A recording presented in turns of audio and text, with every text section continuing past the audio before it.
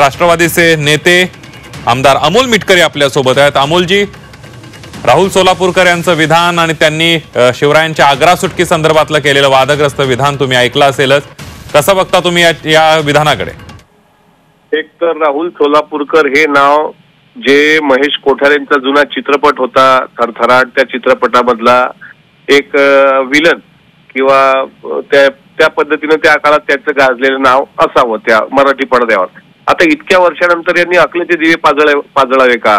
रियासतकार सरदेसाईंपासून अगदी अलीकडच्या काळात जयसिंगराव पवार सर किंवा आता इंद्रजित सावंत साहेब बोलले त्या पद्धतीच्या इतिहासकारांनी आजपर्यंत म्हणजे पहिले इतिहासकार कृष्णाजी अर्जुन केळुस्कर गुरुजी असतील किंवा वासी बेंद्रे साहेब असतील, या लोकांचा इतिहास वेगळा आणि हा सोलापूरकर सांगतो हे वेगळा।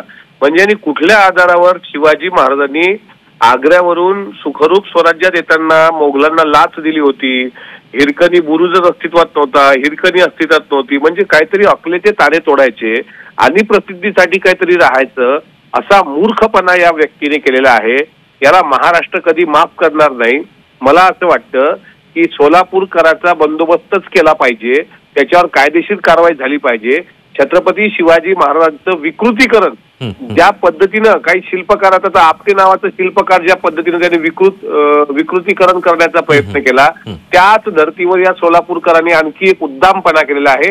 याचा जाब विचारला पाहिजे। याला हिरकणीचं बुरुज माहित नसेल तर याला टकमकीचं तरी तोड दाखवलं पाहिजे शिवप्रेमींनी। शिवप्रेमी म्हणून आमच्या भावना तीव्र आहेत, याच्यावर कायदेशीर कारवाई होण्याकरता महाराष्ट्राच्या येणाऱ्या विधिमंडळामध्ये एका विधिमंडळाचं जे अधिवेशन होणार आहे आता अर्थसंकल्पीय, त्यामध्ये मी स्वतः सरकार समोर प्रस्ताव मांडतो की अशा प्रकारे असा कोणीतरी मूर्ख माणूस सुटतो आणि आपल्या अकलेचे तारे तोडतो, याच्यावर कायदेशीर कारवाई अशा लोकांवर करणार आहात की नाही, याची हिंमत होते कशी? छत्रपती शिवाजी महाराजांनी जे बुद्धिचातुर्य वापरलं आग्र्याच्या नजर कैदेतून महाराष्ट्र सुखरूप राजगडावर पोहोचण्याकरता, त्याचं तुम्ही अशी अवहेलना करता, तुम्हाला लाज वाटायला पाहिजे। तुम्ही कशा पद्धतीने म्हणता महाराष्ट्रात राहतो म्हणून, याच्यावर देशद्रोहाचा गुन्हा दाखल होईल। अशा प्रकारे राष्ट्रवादी काँग्रेस पार्टी सुद्धा या उत्तर राहणार नाही। आम्ही आमच्या पक्षाची भूमिका ठामपणे मांडू आणि ही आमची पक्षाची भूमिका आहे। सोलापूरकरांनी माफी मागावी किंवा पुरावे जाहीर करावे।